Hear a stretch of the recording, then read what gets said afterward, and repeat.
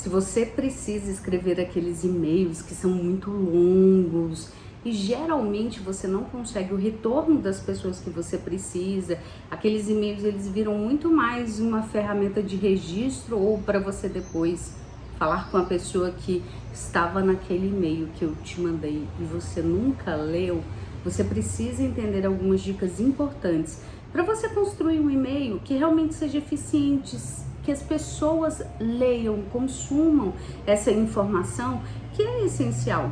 A gente não pode achar que por ser um registro oficial ou por estar escrito, a gente pode fazer de qualquer maneira ou a obrigação é do outro de entender aquilo que a gente escreveu. É uma corresponsabilização, é uma coparticipação. Tanto você que está se comunicando por meio da escrita, quanto aquela pessoa que precisa consumir e participar dessa informação, são responsáveis pelas pontas da comunicação. Né? Você está fazendo a comunicação e precisa ter certos cuidados.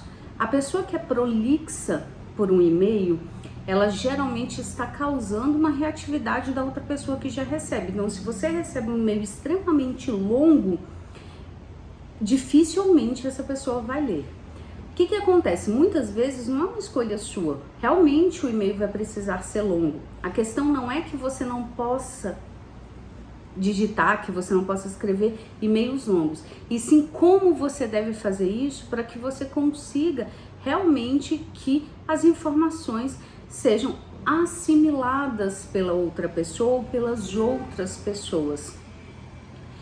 Primeiro, sempre é importante entender se realmente você precisa fazer um e-mail longo, porque muitas vezes a gente quer colocar todas as informações do mundo ali, até por uma questão para se resguardar.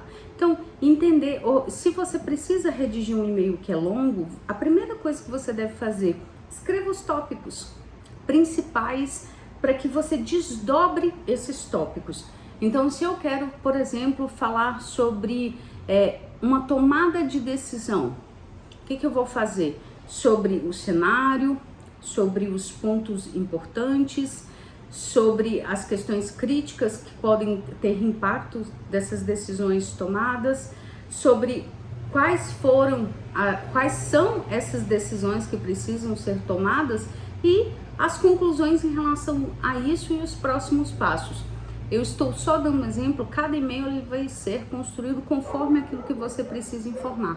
Mas quando você organiza esses pontos macros, você vai conseguir entender realmente o que você quer passar. Você vai fazer uma construção um pouco mais elaborada, estruturada para aquilo que você precisa. E uma outra coisa que você precisa ter, que é muito importante, é a hierarquia de informação, e a gente se perde muito nos e-mails em relação a isso. As informações, elas precisam ter uma hierarquia. Você não pode colocar a informação mais importante lá embaixo. Você precisa entender qual é a ordem e a hierarquia que essas informações precisam ser assimiladas. Por quê? Sim, você precisa considerar que boa parte das pessoas não vão ler até o final do seu e-mail. E não, você não pode pensar de eu vou colocar a informação mais importante lá embaixo e ele é obrigado a ler o e-mail. Então, na verdade, o que você está tentando aí é quase que travar uma guerra de quem tem mais força ali, de quem tem razão.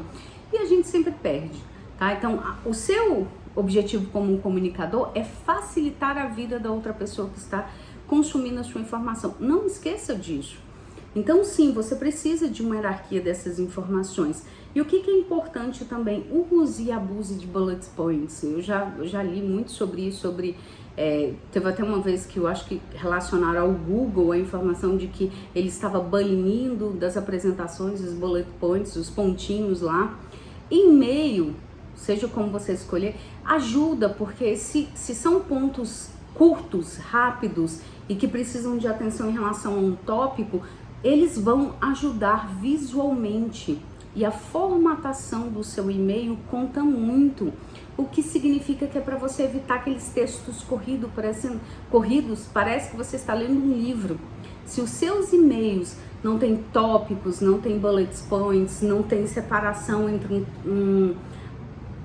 um ponto macro, né, entre um título e o outro, então às vezes eu estou falando aqui sobre uma campanha e eu quero falar sobre as datas de entrega das peças dessa campanha, ou eu estou falando sobre um relatório, eu quero falar sobre quais foram os números alcançados com esse relatório, quais foram os aprendizados que vieram nesses relatórios. Tudo isso é importante vir como títulos ali para as pessoas conseguirem se organizar e até assimilarem melhor essa informação. Elas precisam entender. E sim, a formatação do e-mail vai ajudar muito. Então dedique um tempo especial para formatar um e-mail que seja visualmente mais simples e mais fácil de ler. Isso ajuda demais, porque torna o seu e-mail menos cansativo. As pessoas vão ter menos desespero de olhar para o seu e-mail e tentar ler ele consumir até o final. Uma outra coisa muito importante, uma dica que aí eu fui aprendendo ao longo dos anos. Sim, eu era a pessoa que adorava os e-mails mais longos do mundo e eu acreditava que as pessoas tinham obrigação de ler, ponto. Então eu não me esforçava para fazer algo diferente. Sim, eu sempre gostei da formatação dos e-mails e tentar falar da forma mais clara possível, mas eu adorava explicar ao máximo, ser bem detalhista. Não seja bem detalhista, coloca a informação que é extremamente essencial. Se você precisar de colocar insumos ou informações a mais, anexe um material, mas deixe no corpo do e-mail só aquilo que é estritamente indispensável. E uma coisa sempre que é importante, te ajuda muito, depois de você escrever todo o e-mail, toma uma água, levanta, respira um pouco, alguns minutos, volta, lê o seu e-mail e corta todas as palavras que você achar que não são essenciais para a construção e para o entendimento daquela informação. Quanto mais palavra você conseguir cortar sem tirar o sentido daquilo que você quer falar, mais enxuto fica o seu e-mail, mais coerente ele fica e mais rápido. Lembra, a gente está numa era de hipercomunicação, as pessoas não aguentam mais informação. Então, consiga enxergar aquilo que pode ser cortado e enxugado. E a dica mais importante que eu tenho para dar, na verdade, é: você pode ter pensado no começo desse vídeo que você não precisa desse vídeo porque você usa a inteligência artificial para escrever os seus e-mails e ela já faz isso. A minha dica é: não use a inteligência artificial para escrever os seus e-mails se você é uma pessoa que tem uma dificuldade maior de comunicação, ou se você é uma pessoa que precisa se expressar, precisa se comunicar de uma maneira mais assertiva. Eu indicaria que você evitasse ao máximo, na verdade. Mas se você tem essas dificuldades, aí a minha dica ela é muito certeira, porque isso vai te prejudicar.